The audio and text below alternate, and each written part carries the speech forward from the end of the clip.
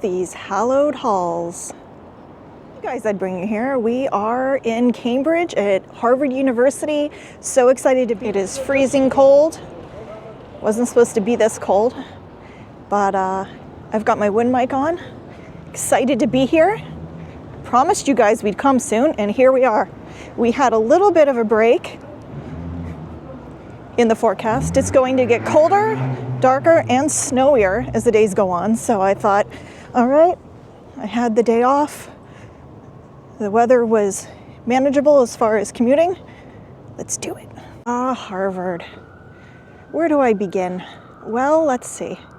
Let's begin at the beginning. This is, of course, America's oldest, first university. And here we are at the beginning.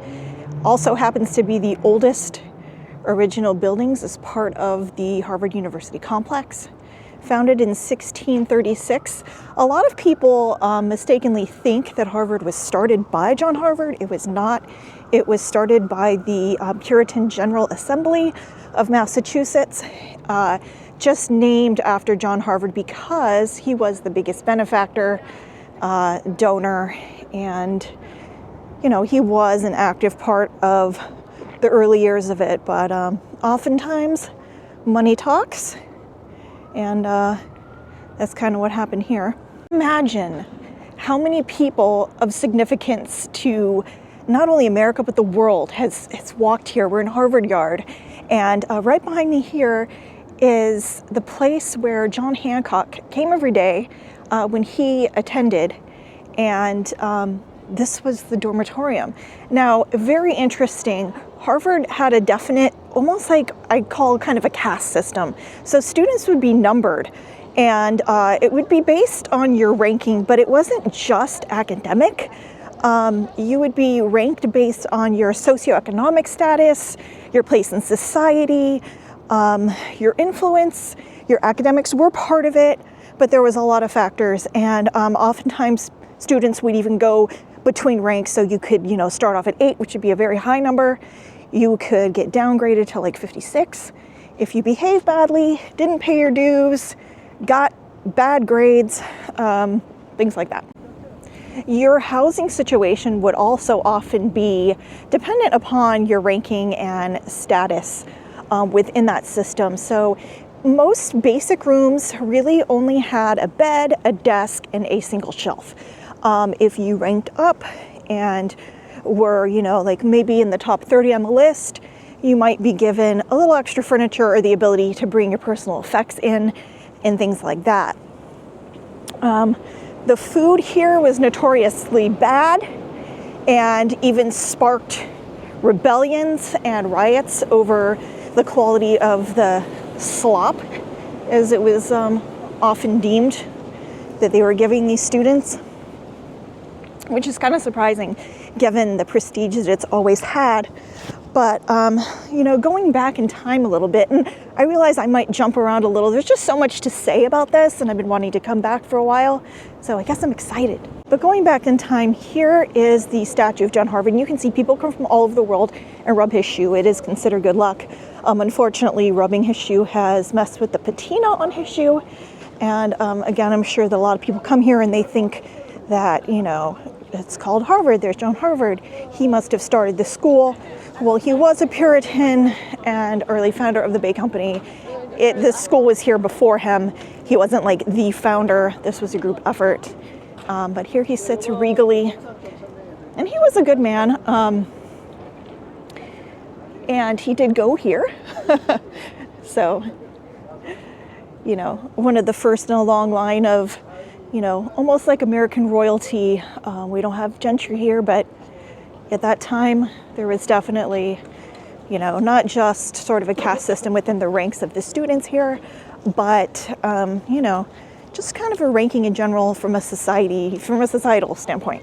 So to get into Harvard in early America, you would have to pass a series of difficult exams, as you can imagine. And one of the things that you had to learn was you had to be pretty proficient in Greek and Latin, at least passable enough to understand the basics and to get by and sort of read and have a basic comprehension. this has always been a place that, follows kind of the classical education model. And certainly in early America, they would have studied the Enlightenment philosophers. Later on, people like Voltaire, de Tocqueville, some of those guys that I myself appreciate and I'm kind of a fangirl of. But you would get a classical education, which means that you would follow kind of a stream of memorizing, reading, listening to lectures, a lot of note-taking and a lot of memorization. There's still schools throughout the country that use this method. It's just considered like a classic way of learning and has been proven to make the information kind of stick. I myself, when I'm working on a project or I'm researching something, have a notebook that I like to take notes and jot things down. I find that if I say it and write it down and listen to it a few times, even if it's myself repeating the information, it sticks. So I get it. And this is really where the original buildings are, the original halls. The campus is spread out and is taken up by what would have been private residents and other places like that throughout Cambridge. And in the 18th century, only 1,500 people lived in the town of Cambridge. It is a lot more now, very high population density. So kind of interesting to think about that perspective. It's always been an expensive school. It's always been an elite school. It's always been hard to get into.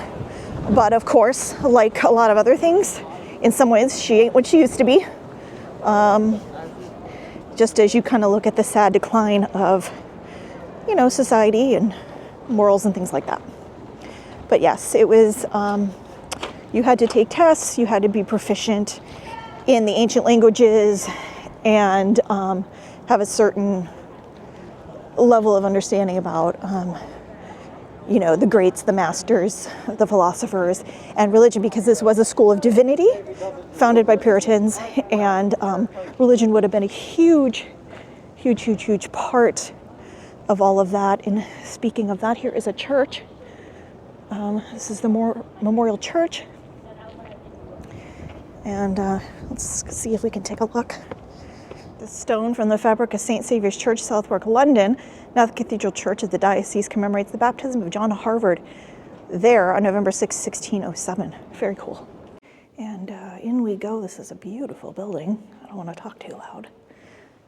It's nice that it's open, but you can see this lovely stairwell outside. So it's nice to come in here too and get a little respite from the chill.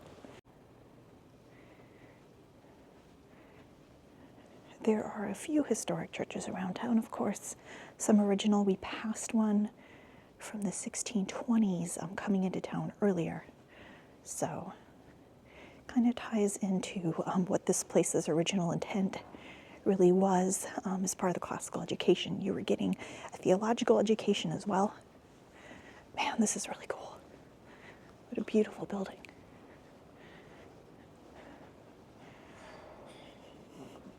So much history in one place. I highly recommend, if you're visiting New England, that you come and you see Harvard. It's always a joy to come here. It's a little nicer when it's not 20 degrees, but it's still beautiful. Wow, look at this. There's the pulpit, the choir. This chapel is dedicated to the sacred memory of John Harvard, graduate 1635, died Charleston, New England, Charlestown. Godly gentleman and lover of learning. From everything I've read, that's accurate. It's lovely. Here you have memory of those who gave their lives, so people who served in the military that also attended Harvard. And speaking of Latin, remember how I said you had to be pretty proficient in Latin and Greek? So you see the colors are crimson and gold for Harvard, and the motto is Veritas, which, if you guys, I am not good at Greek. I know some cuss words from my nephew, who is Greek. He taught me all the great teenage boy words to say. wish I knew more than just that, but my Latin is so-so.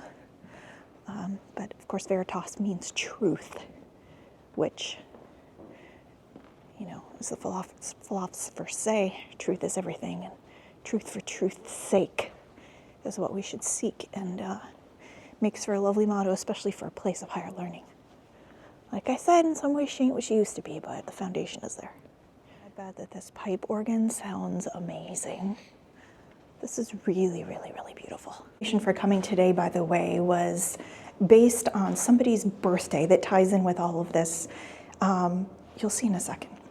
Of course, Princeton University and the College of William and Mary, other early American schools, also lovely. Those are fantastic towns. Some of our favorites, actually, that we like visiting as well. Hopefully I get to take you guys to those soon. Princeton, definitely more similar to Harvard. William and Mary is in Williamsburg, Virginia. A lot of founders went there, like Thomas Jefferson, has a similar history to this, but the town is very different. This is more like Princeton, in my estimation. And class must have just gotten out. And just imagine this with me for a second. In the 1750s and 60s, they had a real problem here with some pranks that some of the students would do. You know, you hear about pranks in colleges and frat houses and stuff like that. But their issue was people bringing racehorses right here into the middle of the yard's green space and racing horses. Punch parties were also a frequent issue.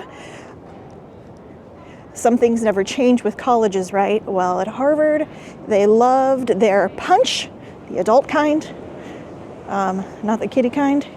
Drinks like Flip and Cherry Bounce being yummy, sweet adult beverages from early America that would have been consumed in great quantity, even though it was definitely against the rules here. And you could be punished for, they could practice corporal punishment here too. They could box your ears, they could whip you, slap you around and stuff like that, which is crazy to think about. They would never do that now, but they definitely did in the 17th and 18th centuries. So along with horse racing in the green, other sad things there was executions that would take place. And you have to understand that like some of these buildings were not here. The buildings that I showed when we first came in were, but this was a lot smaller of a university, so a lot more of this continuous kind of green space that is now taken up by more buildings and a lot of walkways. The philosophy building, I think my kids went and tried to see if they could get in there, and I think they did. People just kind of wandering out, but I'm not going to go in there and film or anything because there's students coming and going. So along with punch parties and hangings and horse racing, there was revolts, and during the Rev War, troops took up a lot of this space and even moved into the dormitoriums. Oh, that reminds me, I don't want to forget to tell you guys that Harvard took a break in 1775. So with the outbreak of the Rev War and everything going on in Lexington and Concord, and General Washington coming in and setting up troops. I'll take you to the green over there where he did that. It's fantastic. Again, so much history in one place. They decided that it was a dangerous place for the students to be because there's a lot of activity. So ironically, they moved them all to Concord, as in like Lexington and Concord where the early battle happened. Things like gambling and drunkenness, cursing, blasphemy, all that was definitely against the rules. But of course it still happened and people were often punished. Eventually Harvard gave up and said, okay, we're not going to even outlaw alcohol anymore because our rules aren't working. People are ignoring the rules. People are definitely still drinking, having these punch parties, getting into the cherry bounce, the flip, and the wine and whatnot. So what's the point? This is just a waste of time. So they just kind of threw up their arms and said, "C'est la vie, everybody party." If something came out of that, something negative, a crime was committed or a prank went too far, you would still definitely be punished, and your ranking could move down the line, which people didn't want because it meant less good housing, worse food, not as much consideration if maybe you needed to take a day off and things like that. So I think people kind of came to like a compromise and a balance between faculty and student here as far as rules went. Also, that big earthquake I told you guys about that happened in 1755, it was felt widely here, and professors used it in the sciences, and there were definitely sermons preached about it and much written about it. A few months later, the same year, Halley's Comet could be seen from here, which excited, of course, the astronomy department, which was just being formed, kind of intersecting science with biblical narrative and, birthing pains of figuring out how those two fit together, and kind of breaking some of the Puritan strongholds on the areas of science. So it would have definitely been an interesting time to be here, and fun to imagine. Now, getting back to people of note that attended Harvard. I mean, we have 8 of the signers of the Declaration of Independence, all of the Adamses, as in Samuel, John, and John Quincy, and in more modern times, actresses like Natalie Portman, people like Zuckerberg, Barack Obama, tons of presidents, tons of people of note. So there's definitely no denying the historic social impact on the country of having this place that is, almost 400 years old.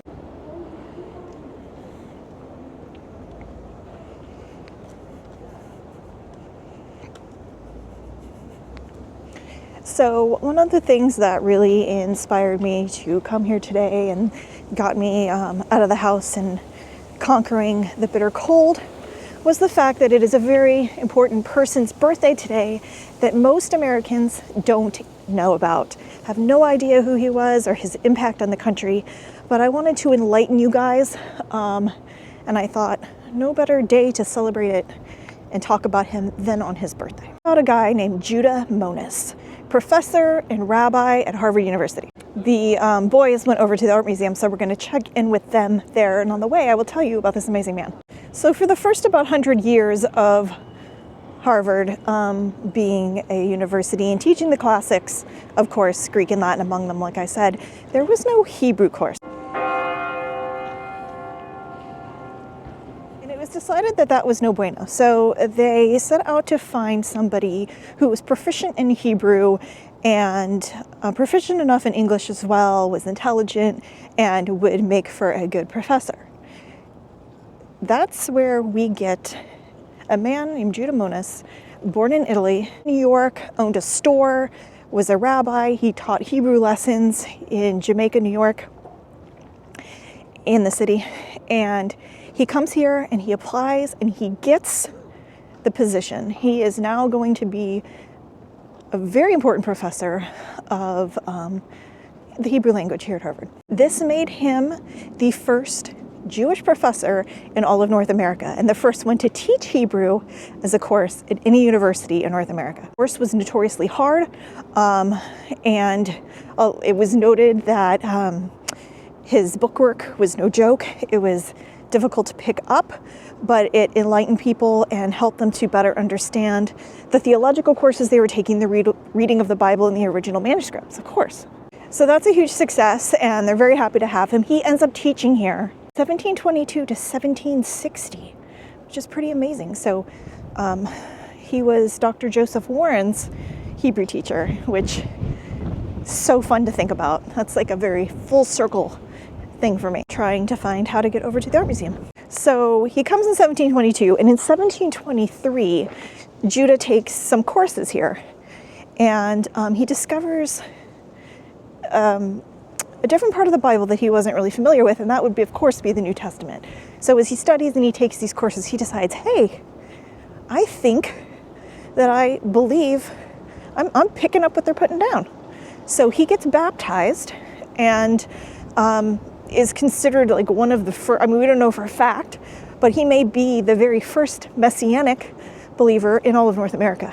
And he is buried just northeast of Worcester, about 40 minutes from here. I would take you there, but it's not only far, it's frozen, and I thought about it, but I don't think tromping around in a frozen cemetery, which could be covered in ice, we may not even be able to see it, would be good, but when it gets clear, I will take you guys there. His headstone is very interesting. It's got kind of the traditional, very Jewish tree of life, but it mentions that he is Jewish, and became a follower of the Christian faith and his importance to history and his course here at Harvard. Talk about shattering a lot of glass ceilings. I love stories like that. You know, this guy born in Italy, which there's always been a Jewish population in Italy.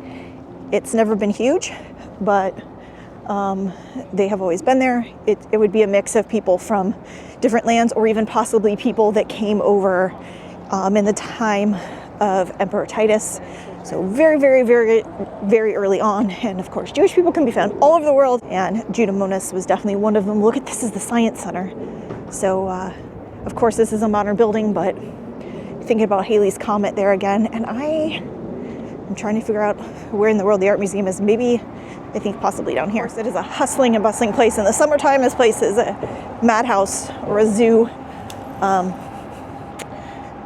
It's very cold and it's midweek and class is in, so it's a little bit of a different vibe today, but it's not uncommon during the summer to see large tour groups being led around with audio sets, or with the person with the flag, going around taking pictures and soaking up everything that Harvard has to offer from an architectural, historic standpoint in America. Again, very, very, very important. Connects so many dots with so many subjects, as I hope I just proved. Cannot find the art museum and I am freezing, so I really need to find the art museum. And my GPS is being weird and like not working right, so wish me luck. Aha, thing of beauty. I came in and found a potty. Okay, it's like 20 degrees outside and about 120 inside. So once again, I don't know what the heck is with New England and the discrepancies in extreme temperature shifts. I feel kind of gross and my hands are all red, actually from being cold, so that's not good, but we're gonna try to find the boys and look at some pretty art.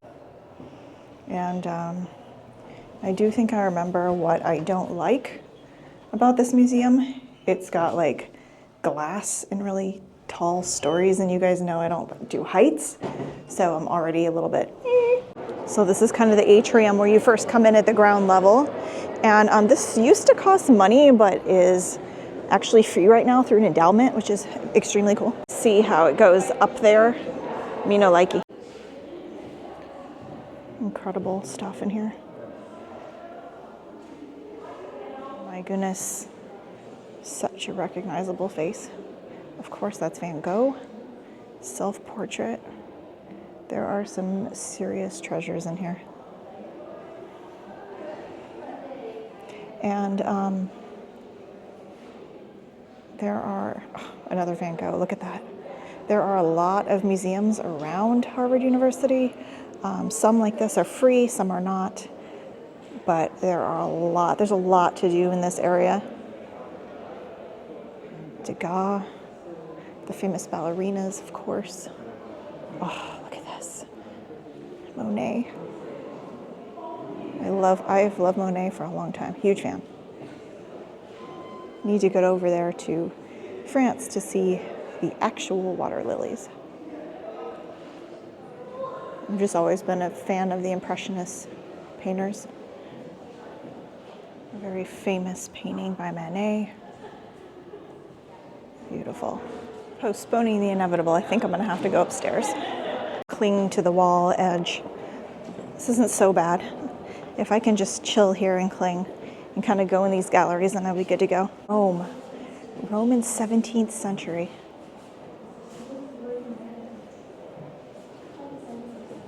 My gosh. I found the boys.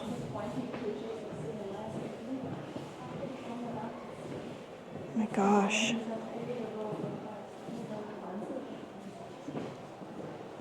Incredible. That's really beautiful. What do you think? Amazing, huh? Oh my gosh, it is a John Singleton Copley original. Hello, Mr. Adams. Incredible. Look at this regal lady. Here might be my favorite thing of all. They have a magic drawer. Wait for it. Ta-da! Those, my friends, are spoons made by Paul Revere. amazing. Keep coming. There is a freaking Rembrandt. My goodness.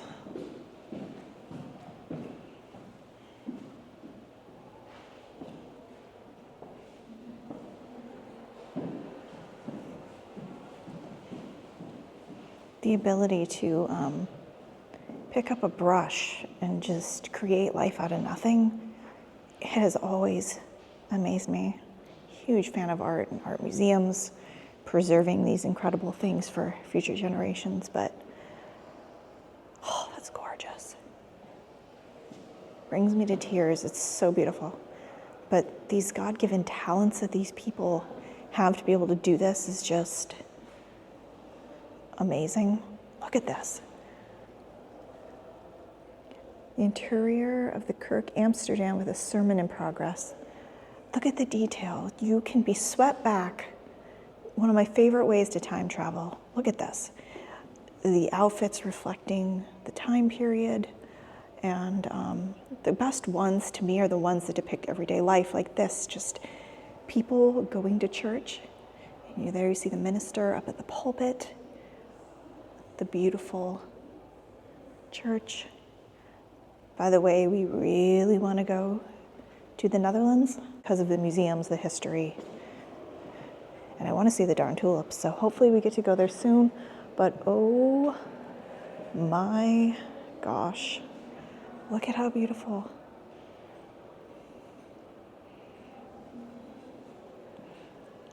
Talk about capturing a moment in time. You can look at that and just know that is like the essence of the 18th century. Is that the same woman? Hannah Speakman Rowe. Susanna Speakman. Okay. Sisters. I don't look that much like my sisters. Mr. General, His Excellency George Washington. One of my personal heroes. Look at this. And I don't know if the camera's picking it up, but this is a really large portrait. I love that it's an action scene. He's out in the field, he's got his men. You can see the French flag there with the early American flag. And this is, of course, the famous Charles Willson Peale painting. Peale he painted a lot of founding fathers, a lot of moments in time. And I don't know why. But there they're showing us a portrait of King George III. I guess they're making a comparison. But this is the man who would not be king, could have held power, could have done whatever he wanted, and chose not to. Just one of the many amazing attributes of a man that was, just exceptional. No other way to put it. And here we have another John Singleton Copley painting. Nicholas Boylston. Locals will recognize that name. Boylstons being a very wealthy merchant family around here, and notably a street downtown that sees a lot of traffic. Good luck finding parking on Boylston. If this isn't wee-wee, I don't know what is. My goodness. This is like the Frenchiest of the French, and I am here for it. I have always loved French style, this style of artwork, the clothing, the colors. It is so attractive to the eye and really, really lovely. That one is super nice. Beautiful treasures in here, you guys. What a treat. Oh, I love this one. We are in an art gallery looking at a painting of an art gallery. It's gorgeous. Oh, he's absolutely stunning. Examples from pretty much every art movement from every part of the world. Really, really, again, just impressive. This is the one that really struck us last time we visited. This is Mizar Abul Hassan. He was the ambassador to the Shah of Persia in the court of King George III in London in 1809. And this was done by Thomas Lawrence, but the thing that strikes us is how real this looks. And I'm sorry, but AI cannot generate something this beautiful. He really does seem to follow you. We stood here and looked at this for a really long time last time we visited the Harvard Art Museums. I don't know if it shows up on camera, but his face looks so real, really beautiful, striking man and striking painting and just fascinating. I love what he's wearing, the way he's depicted, and my gosh, so lifelike.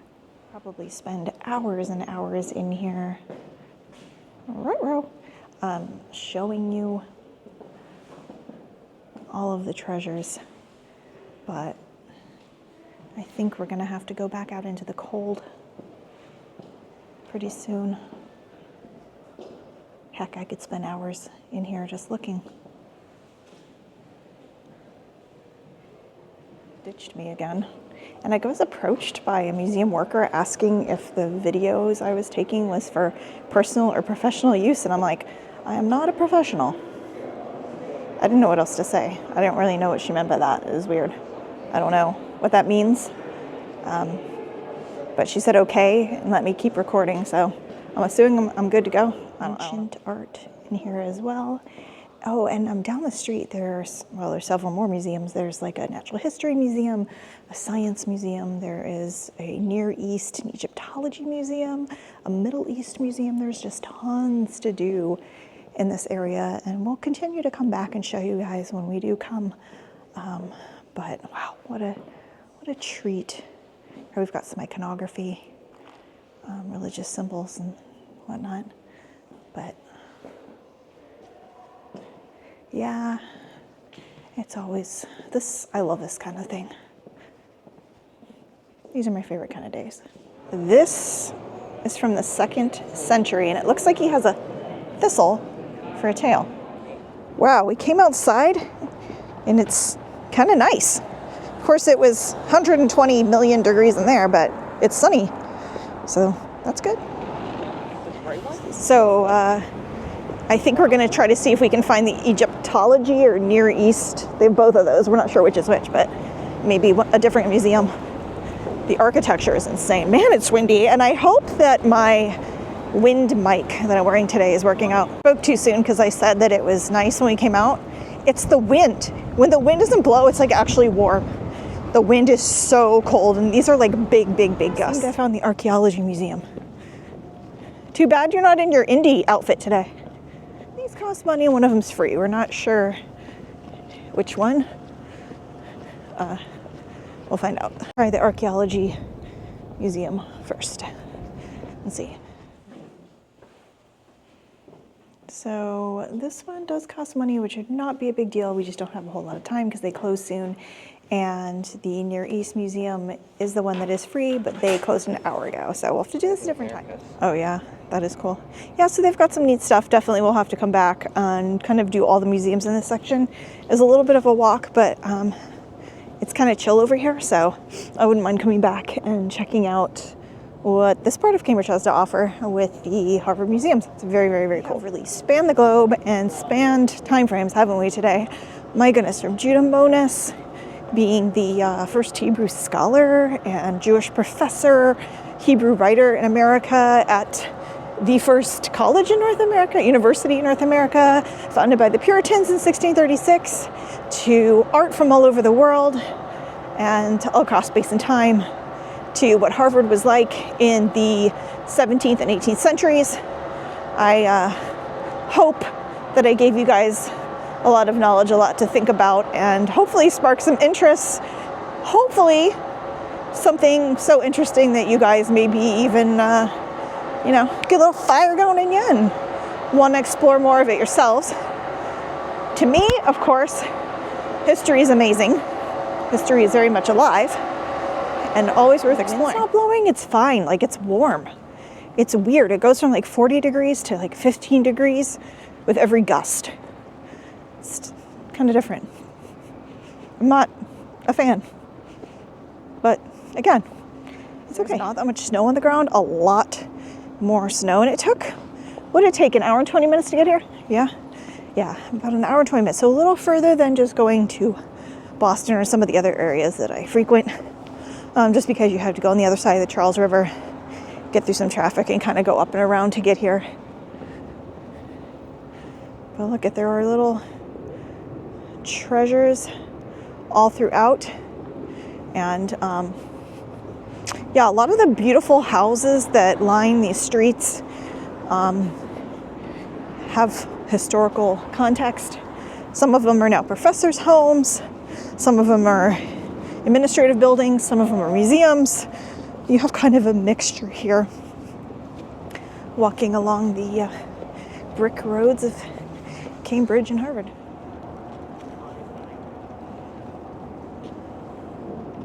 Kind of what I mean when I say that she sure ain't what she used to be.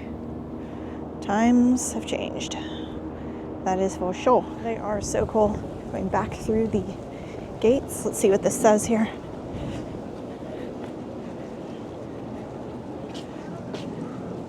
I went to the college jubilee on the 8th instant, a noble and well thought of anniversary. The pathos of the occasion was extreme and not much noted by the speakers. Cambridge at any time was full of ghosts, but on that day, the anointed eye saw the crowd of spirits that mingled with the procession of the vacant spaces year by year as the classes proceeded, then the far longer train of ghosts that followed the company of the men that were before us in the college honors and laurels of the state, the long winding train reaching back into eternity. Ralph Waldo Emerson, who also went here. So many people attended Harvard. Oh, speaking of graduating classes, so in the first couple hundred years of Harvard, when you graduated, it was kind of an interesting process. There would be a huge party.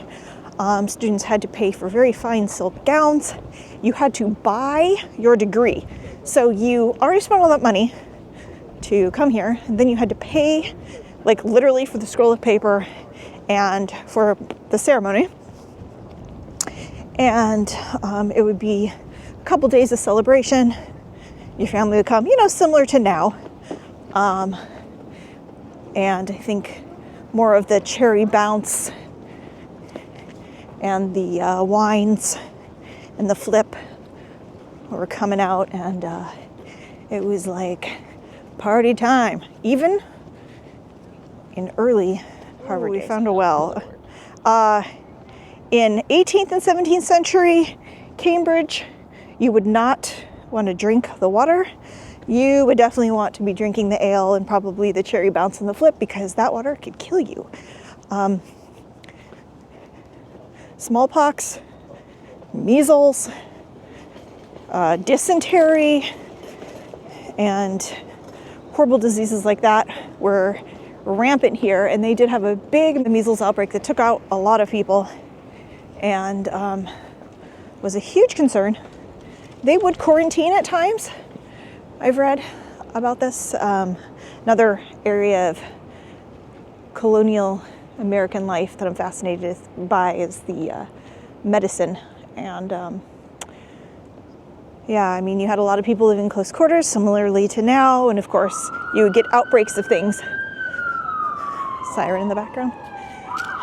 There is, that again is the oldest building on the campus, original. And again, people like Sam Adams, Joseph Warren would come through there and go right there. All right, one kid went back to the car. It is positively freezing, but we are walking over here to brave this because I couldn't come to Cambridge without showing you this amazing place that fits in with our timeline that we've been talking about. This spot, and it was July 3rd, 1775. This just says 1775, but I know it was July 3rd, 1775.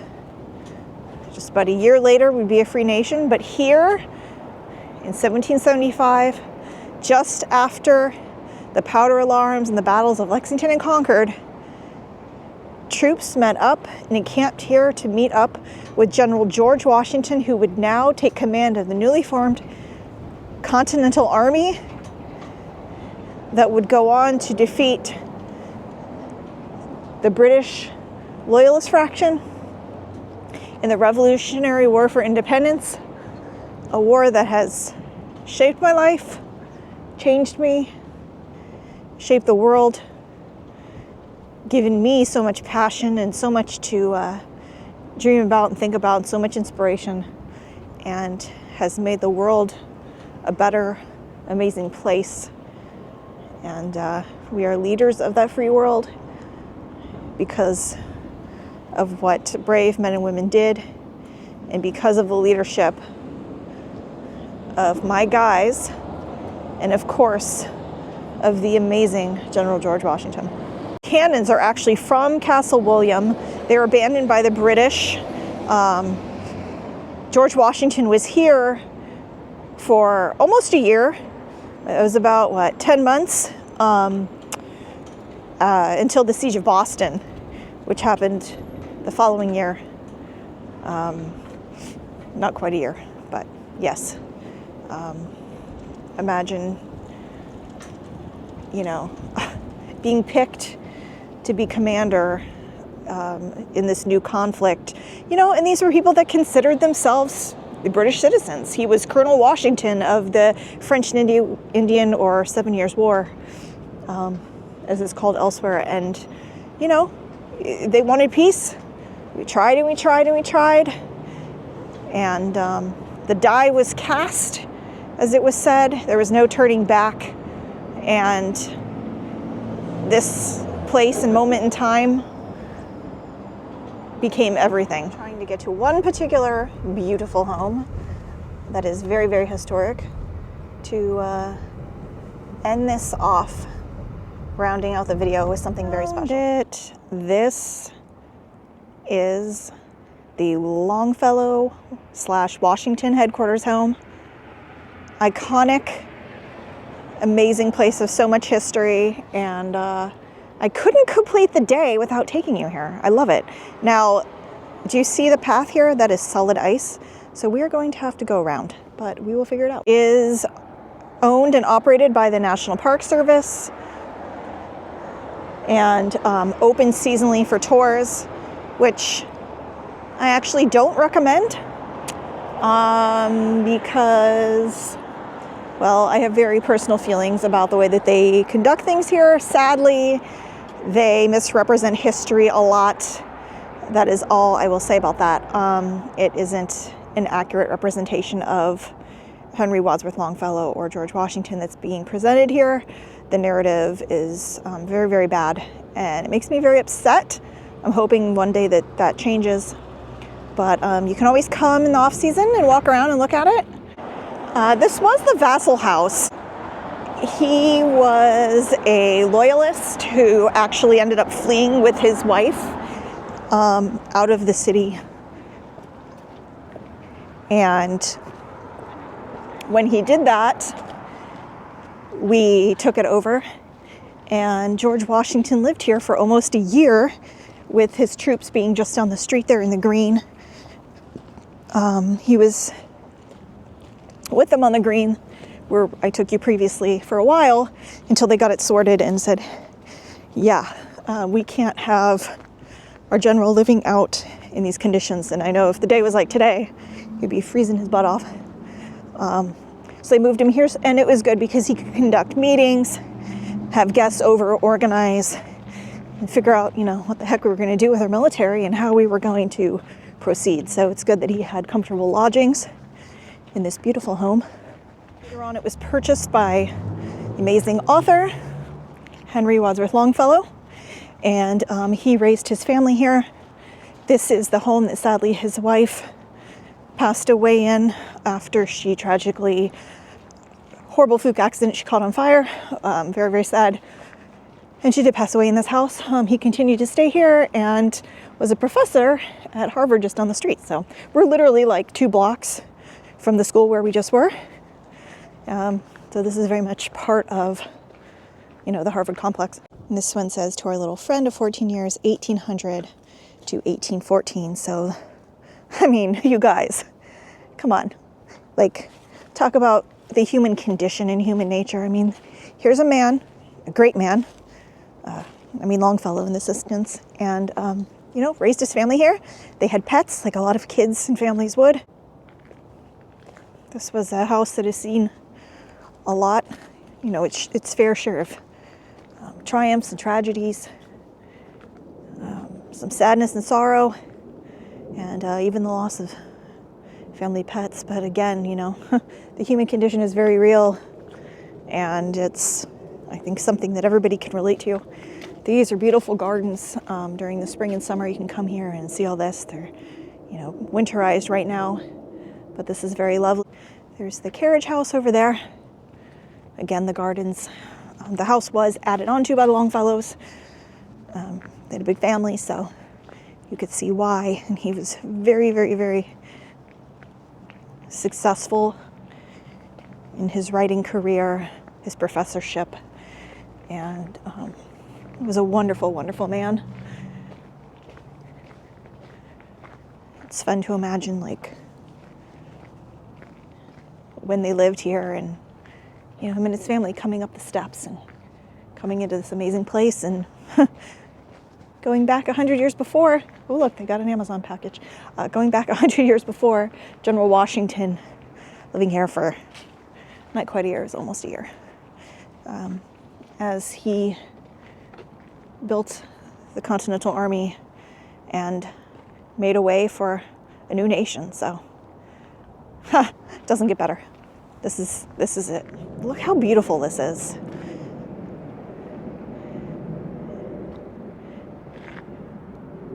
You can get a sense, too, of what it would have been like in the 18th and 19th centuries when Washington lived here, and then the Longfellow families. Incredible. It's very peaceful. Still a beautiful, beautiful, affluent, lovely area. I hope you guys had fun coming with us to Cambridge today. It's been an amazing day. Again, this is the good stuff. These are the kind of days that I love. And, it's successful. Anybody can do it. Even if you live far away. If you've always dreamed of coming to New England, highly suggest. Of course, like Patrick Henry, I know no way of judging the future but by the past. Thanks so much for watching. I hope you had fun. I definitely did. Hey, you guys, remember, I'm also on Instagram at _historychick, and we will be coming at you with a lot more content, a lot more fun, good stuff, a little bit of this, a little bit of that, early American pop culture, travel, New England, hopefully more of the country, lots of stuff for the 250th. And if you guys would do me a favor, last time I told you to smash the like button like we smashed the British. Go ahead and crush the like button like you're making cherry bounce for me, okay? Thanks so much, you guys. We will see you soon. Bye.